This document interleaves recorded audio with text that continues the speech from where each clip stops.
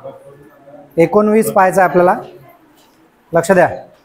Prepare income and expenditure account for the year ended 31 March 2000 and the balance sheet as on that date of Modern College Bareilly. Receipt and payment account for the year ended 31 March 2000. Receipt amount, payment amount आपल्याला दिलेला आहे. Cash आहे 1 April 1999ची, म्हणजे opening cash balance आहे. त्याच्यानंतर tuition fees, fines, grant from government, interest on securities, rent from the use of hall. आणि payment साईडला pay and allowances, fee of contribution, printing and stationery, books, equipments, addition to building, repairs and maintenance, audit fees, general charges आणि cash. Closing balance दिलेला आहे. Cash कोणतं balance आहे? Closing balance. त्याच्यानंतर खाली adjustment दिलं आहे, टिकमार्क करून घेऊ बघा. The college had the following assets on 31 March 1999. काय म्हणत्या? 31 मार्च 1999ला कॉलेजच्या असेट्स खालीलप्रमाणे होत्या. नंबर 1, फर्निचर आहे 3,50,000. फर्निचर आहे का बघा वर? फर्निचर आहे का वर? नाही आहे. Land and building, addition to building आहे, टिकमार्क करा लँड अँड बिल्डिंगवर. ॲडिशन टू बिल्डिंगवरही करा, लँड अँड बिल्डिंगवरही करा ॲडजस्टमेंटमध्ये. लायब्ररी बुक्स आहे, लायब्ररी बुक्सवरही करा. आणि वर बुक्स आहे 4 नंबरवर पेमेंट साईडला, त्याच्यावरही करा. त्याच्यानंतर आहे इन्व्हेस्टमेंट, तर इन्व्हेस्टमेंट नाही आहे वर. आहे का इन्व्हेस्टमेंट? नाही आहे.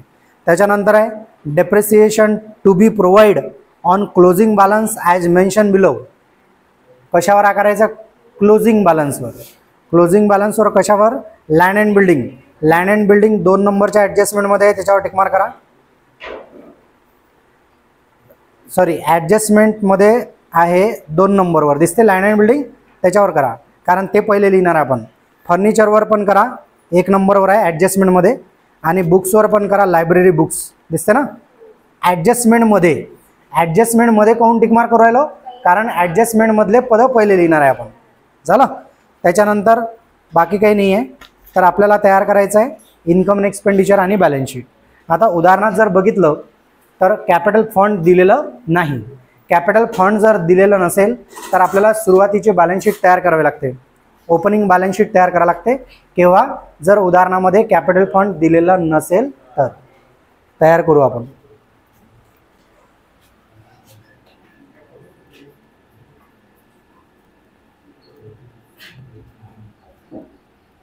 In the books of modern college Bareilly, number 1 balance sheet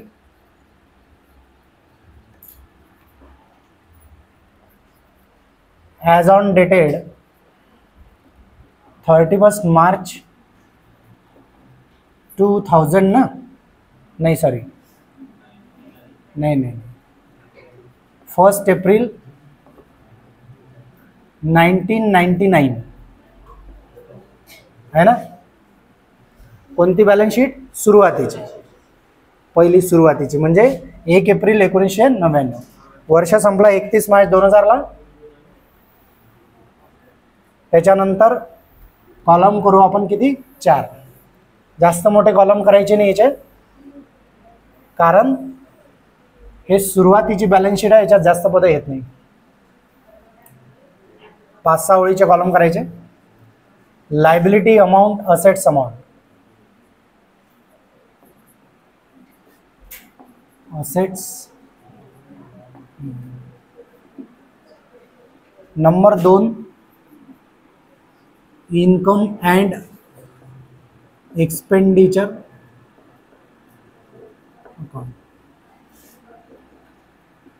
for the year ending 31 March 2000.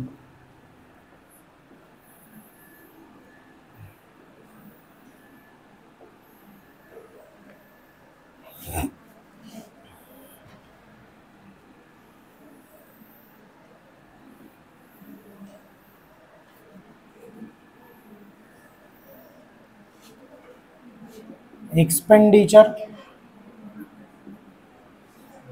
Amount, income amount.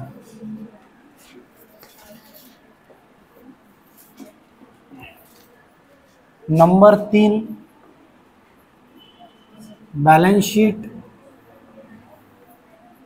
as on dated 31st March 2000. 4 column. Liability amount, assets,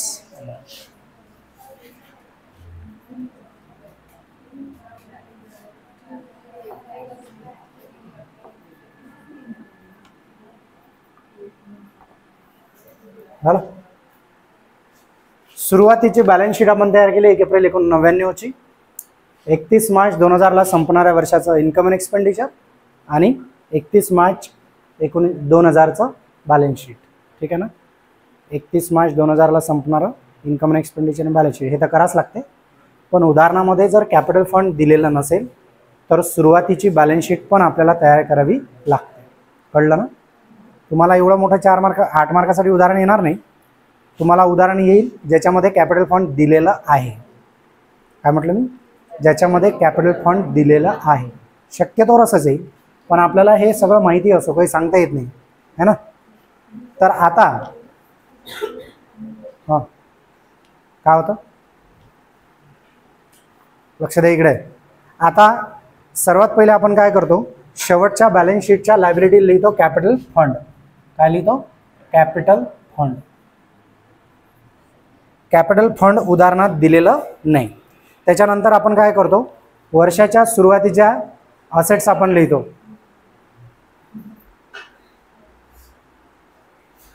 काय रे भाऊ तुमचं दोघांचं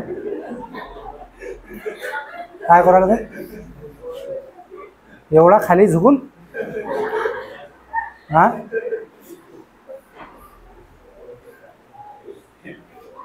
काही खरं नाही वाटू राहिलं तुमचं, गुटमुट दिसून राहिली. हा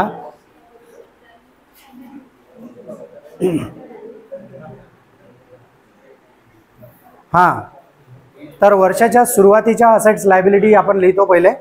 तर आपल्याला दिलेलं आहे बघा, सुरुवातीच्या म्हणजे मागच्या वर्षीच्या शेवटच्या. आपलं वर्ष कधी संपलं? चालू वर्ष 31 मार्च 2000 ला.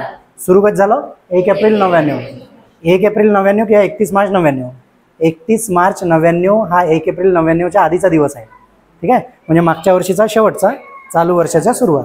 बघा दिलेलं आहे, the college had the following assets on 31 मार्च 1999. 31 मार्च 1999 ला असेट लायबिलिटी होत्या, त्याच 1 एप्रिलला राहील ना. मग 31 मार्चला कोणत्या असेट होत्या आपल्याकडे? फर्निचर. फर्निचर असेट आहे. फर्निचर काय? असेट आहे. असेटला लिहू आपण फर्निचर. याच्यावर टिकमार्क आहे. आतमध्ये सुरुवातीच्या बॅलन्स शीटमध्ये नाही लिहायचं. सुरुवातीच्या बॅलन्स शीटमध्ये ॲडजस्टमेंट वगैरे होत नाही. कुठं होते? चालू वर्षाच्या. फर्निचर 3,50,000. जागा सोडून देऊ आपण एक लाईन. एक ॲडजस्टमेंट आहे. पुढे जाऊ. लँड अँड बिल्डिंग पण काय आहे? असेट आहे. Land and building. बापा बापा बापा बापा बापा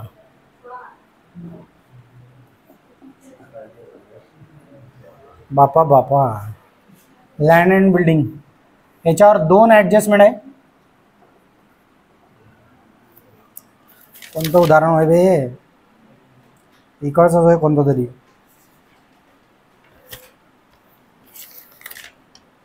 चौदाव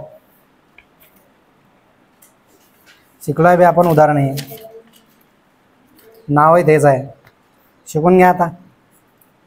16 लाख. याच्यावर 2 ॲडजस्टमेंट आहे. 3 लाईन जागा सोडू आपण. त्याच्यानंतर आहे लायब्ररी बुक्स असेट आहे. याच्यावर पण 2 ॲडजस्टमेंट आहे. लायब्ररी बुक्स किती आहे? Library books 2,40,000. 3 लाईन जागा सोडू. इकडे पण असेटला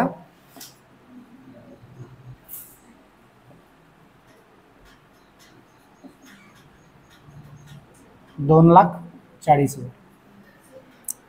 झाला. इन्व्हेस्टमेंट पण असेट आहे. इन्व्हेस्टमेंट याच्यावर ॲडजस्टमेंट नाही आहे, तसं इकडे नाही करावं लागत. इन्व्हेस्टमेंट किती आहे? 1,00,000. ॲडजस्टमेंट नाही आहे. झाला. असेट झाल्या सुरुवातीच्या. नंतर यायचं कुठं? रिसिप्टला. रिसिप्टला पहिलं पद आहे कॅश. रिसिप्ट साईडला जे कॅश बॅलन्स असते किंवा बँक बॅलन्स असते सुरुवातीला, ते सुरुवातीचं असते. कधीचं? वर्षाच्या सुरुवातीचं. ते जाते सुरुवातीच्या बॅलन्स शीटच्या असेटला. कोणतं बॅलन्स? Cash balance. किती आहे ते कॅश बॅलन्स? 2,00,000 रुपये. त्याच्यानंतर आहे ट्युशन फीज. रिसिप्ट म्हणजे इन्कम. इन्कममध्ये लिहू बाय ट्युशन फीज. किती? 5,90,000. ॲडजस्टमेंट वगैरे नाही. फाईन्स आहे, इन्कम आहे. बाय फाईन्स इन्कम आहे 10,000. ग्रँट फ्रॉम गव्हर्नमेंट इन्कम आहे. बाय ग्रँट फ्रॉम गव्हर्नमेंट किती?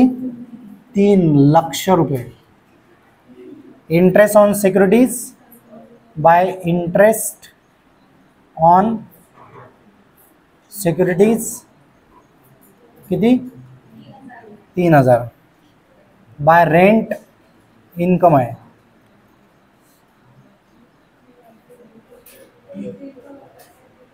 Bye rent from use of hall 10,000 income आहे. हे झाले रिसिप्ट म्हणजे इन्कम. त्याच्यानंतर पेमेंट. पेमेंट म्हणजे एक्सपेंडिचर किंवा असेट्स. पे अँड अलाउन्सेस काय? Expenditure. To pay and allowances म्हणजे सॅलरी. Pay and allowances 7,05,000. त्याच्यानंतर number 2 to P F contribution. P F contribution. P F म्हणजे provident fund contribution. Provident fund contribution 30,000. त्याच्यानंतर आहे printing and stationery. To printing and stationery 32,400. नंतर आहे books. Books कोणत्या साईडला आहे? उजव्या. इथं कोणत्या साईडला आहे? बुक्स उजव्या. काय करायचं? प्लस. परचेस. परचेस केले म्हणून प्लस झाले ना. 46,000 प्लस करून टाकू. 0,0,0,682. त्याच्यानंतर आहे इक्विपमेंट असेट आहे.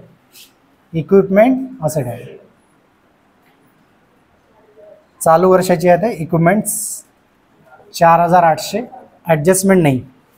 Addition to building. बिल्डिंगमध्ये प्लस.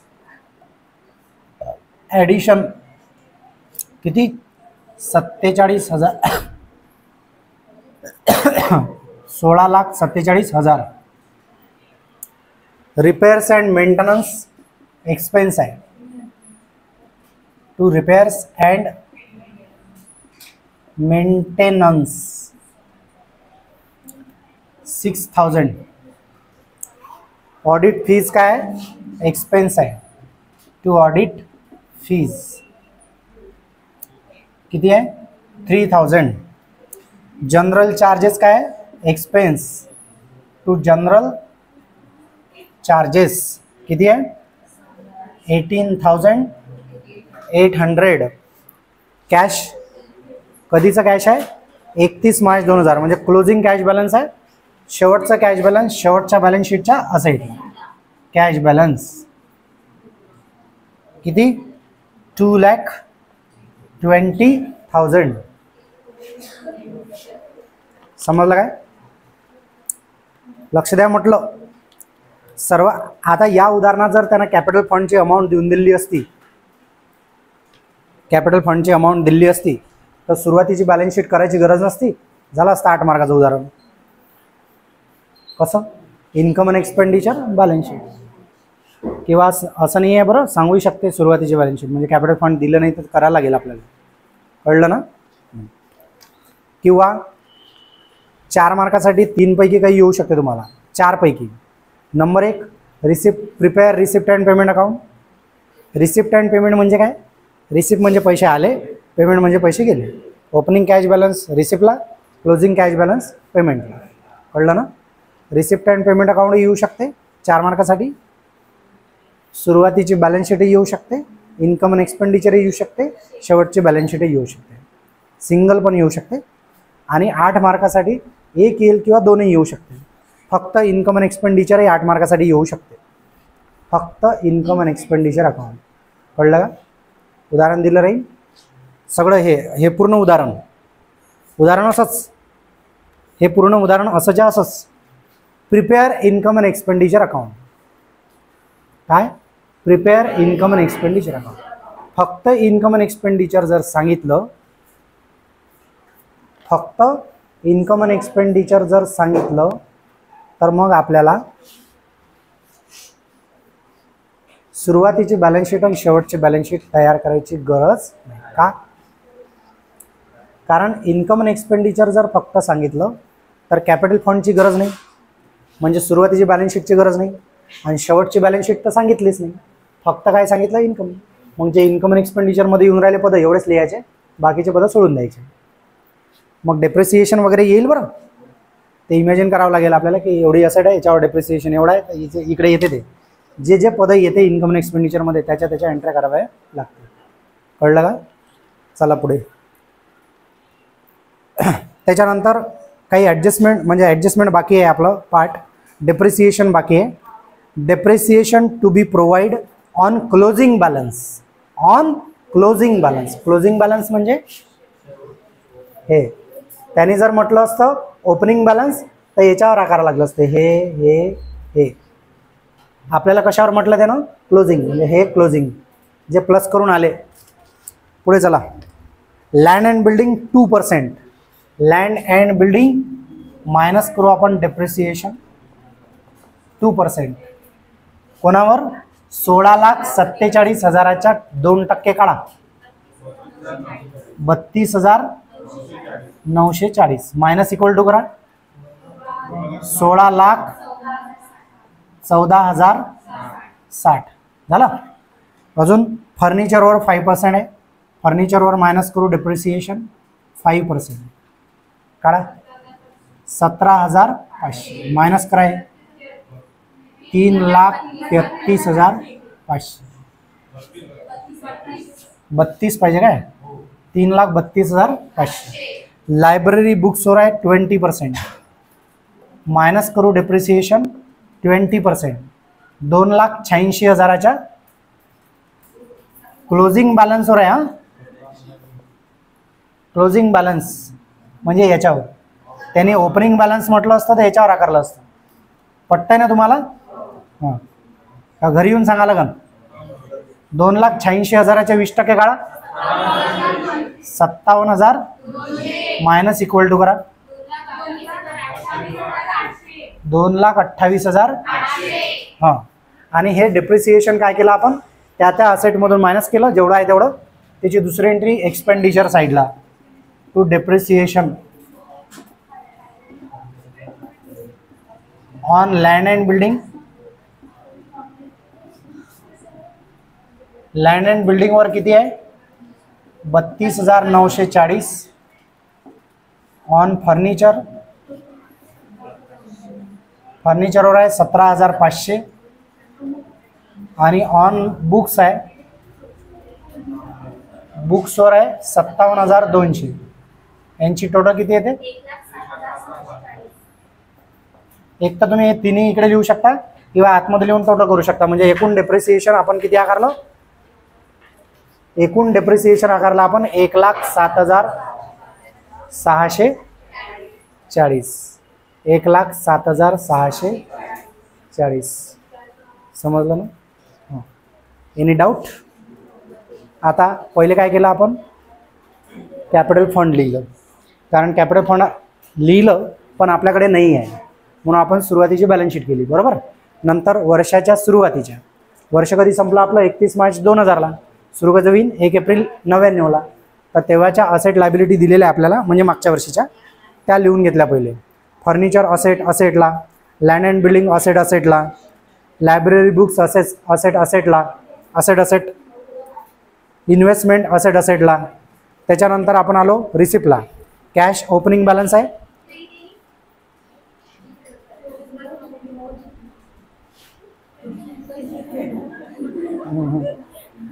कॅश ओपनिंग बॅलन्स आहे सुरुवातीच्या बॅलन्स शीटच्या असेटला.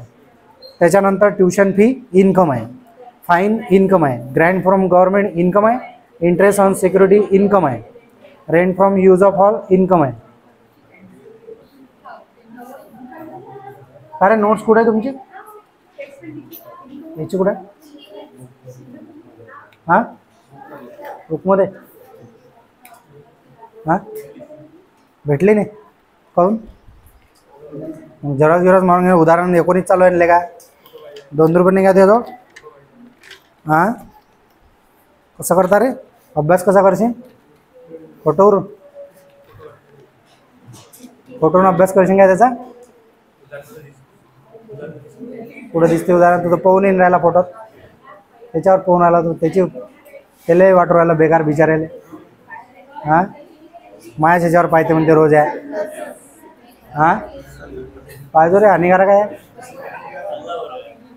हां चांगला आहे काय? कसा स्वभावानं चांगला आहे, ठीक आहे भाऊ. पेमेंट साईड बघा, पे अँड अलाउन्सेस एक्सपेन्स आहे, PF कॉन्ट्रीब्युशन एक्सपेन्स आहे, प्रिंटिंग स्टेशनरी एक्सपेन्स आहे, बुक्स एक्सपेन्स आहे, इक्विपमेंट एक्सपेन्स आहे. हां बुकमध्ये प्लस, इक्विपमेंट असेट आहे, ॲडिशन टू बिल्डिंगमध्ये plus, repairs and maintenance expense आहे, ऑडिट फीज एक्सपेन्स आहे, जनरल चार्जेस एक्सपेन्स आहे. आणि कॅश जे शेवटचं आहे ते शेवटच्या बॅलन्स शीटच्या असेटला. त्याच्यानंतर क्लोज करू आपण. पहिले काय क्लोज करू? Balance sheet. कोणती? सुरुवातीची, है ना. डेप्रिसिएशन सांगितलं मी तुम्हाला, त्या असेटमधून मायनस, आणि एक्सपेंडिचरला. तिन्ही अमाऊंट बाहेर लिहू शकता किंवा आतमध्ये लिहून टोटल करू शकता, ठीक आहे ना. आता क्लोज करू बॅलन्स शीट सुरुवातीची. कॅपिटल फंड काढायचा आपल्याला, करा टोटल 24,90,000. तेच डेबिटला लिहून टाकू, म्हणजे सॉरी लायबिलिटीला 24,90,000. 24,90,000च बॅलन्स येते. याला नाव द्यायचं कॅपिटल फंड, ब्रॅकेटमध्ये बॅलन्स. मराठीत संतुलित राशी लिहितात. मराठीमध्ये काय लिहितात? ब्रॅकेटमध्ये संतुलित राशी, है ना. इथं काय लिहायचं? कॅपिटल फंड ब्रॅकेटमध्ये बॅलन्स. हे इकडे लायबिलिटी लिहायचं 24,90,000. त्याच्यानंतर income and expenditure account close करू आपण. इन्कम अँड एक्सपेंडिचरची दोन्ही साईडची टोटल करू. जिकडची जास्त असन तिकडची दोन्ही साईडला लिहून टाकू. हां कुठची जास्त आहे? किती आहे? 9,13,000. तेच इकडे लिहून टाकू 9,13,000. मधून हे मायनस करा. डेबिटची किती? 10,100.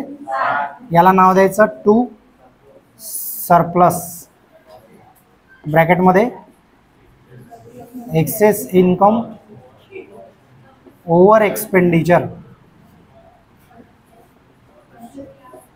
Access income over expenditure.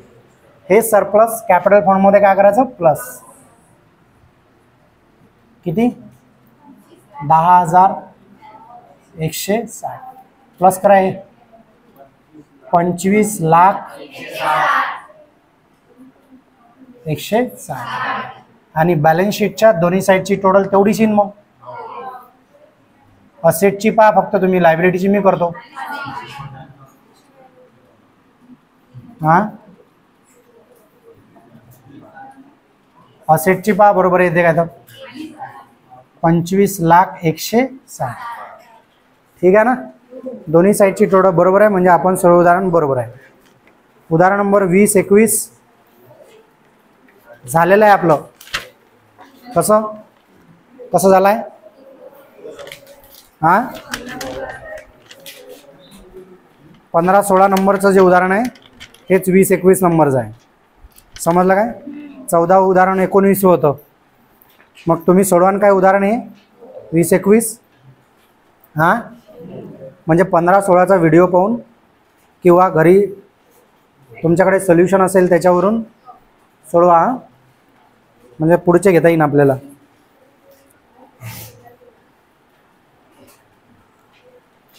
दोन मे पासून पेपर आहे.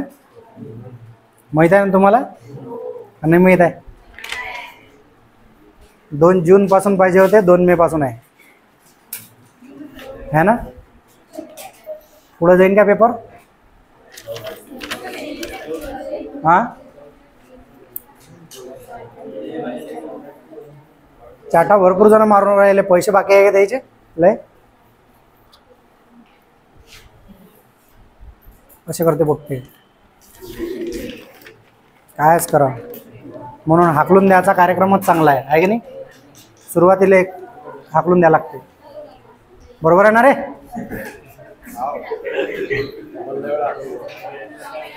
किती जण गायब झाले माहिती आहे काय? 15-20 जण गायब आहे.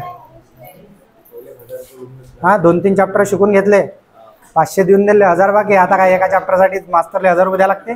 जमला कार्यक्रम. असं आहे. तर कसं आहे तुम्ही पहा आता कसं आहे तो. मी तर गरीब माणूस आहे की नाही?